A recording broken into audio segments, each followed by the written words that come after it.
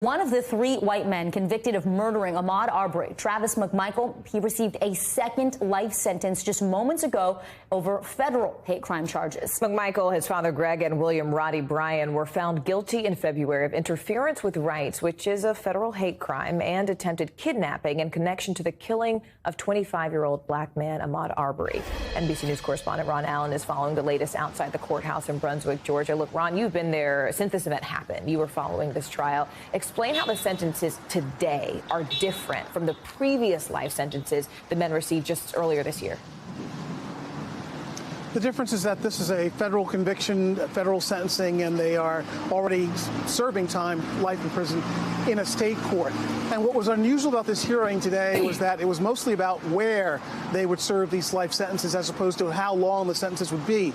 The defense was arguing strenuously that going to state prison, that being in state prison for these two defendants, for the McMichaels and for William Bryan, for that matter, for all three of them, but we expect the argument to come later this afternoon, is that it's dangerous for them. It's life-threatening. Travis McMichael's attorney said that him going to state prison was the equivalent of what she called a backdoor death penalty for him because there's so much hatred. She said there have been hundreds, thousands of threats directed against McMichael in state prison, and that if he goes there, he probably won't survive. For their part, the government said essentially that these defendants deserve no special treatment, regardless of who they are and regardless of what's happened. They should go to state prison, and the law says that the first entity to convict, in this case, the state of Georgia, is where the prisoner serves their time. Ahmaud Arbery's family certainly wanted them to stay in state prison. They didn't want the defendants to be able to pick where they could go and be in the prison system of their choosing. Again, the basic difference is that the federal system is thought to be safer, more comfortable, if that's an appropriate word, than the state prison system. So that's what a lot of this argument was about today, and we expect more of that when we hear the sentencing hearing of Gregory McMichael this afternoon, and then William Roddie Bryan, the third man, later this afternoon as well. So, Ron, despite the federal conviction, he will remain in state prison. Clarify that. And also, has the Arbery family, Ahmaud's family, have they reacted yet to this new sentence? They haven't reacted yet. We expect to hear from them shortly. They're outside the courtroom now, taking a break between hearings. It's a grueling and very emotional day for them. Again, this case has been such a powerful case, such an emotional case for the family, for this community, for the country, for that matter, as well. To clarify, they are serving time. The McMichaels and William Bryan are serving time in state prison now, a life sentence. That's what they get.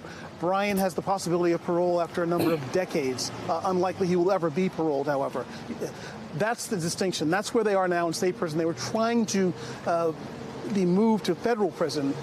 The judge sentenced them to life in federal prison and refused to make the switch, which is what the defendants wanted and what the family did not want. So, again, the Arbery family is getting what they want out of this process. They're getting justice, I think they would say. But, of course, none of this brings their son back. You know, Ron, you've covered this community, not just the trial, but the community since it happened. And you watch the reaction. You watch people's heartbreak. You see, black community leaders. We just saw an image there of Reverend Jesse Jackson coming in. And you talked about sort of the tremors of fear and injustice that this community felt. Does this sentence make any difference for them, for the people who are watching this trial there in Georgia? We'll have to ask people what they think about that. I don't think that this sentence of life in prison was a big surprise. I think most people expected it, frankly. And I think most people feel like it's appropriate. And I think also that it's going to take some time for this community to get past all this. Right. Because it still sears very much in the consciousness of this community. All right. NBC's Ron Allen for us there, Brunswick, Georgia. Ron, thank you. Thanks for watching our YouTube channel. Follow today's top stories and breaking news by downloading the NBC News app.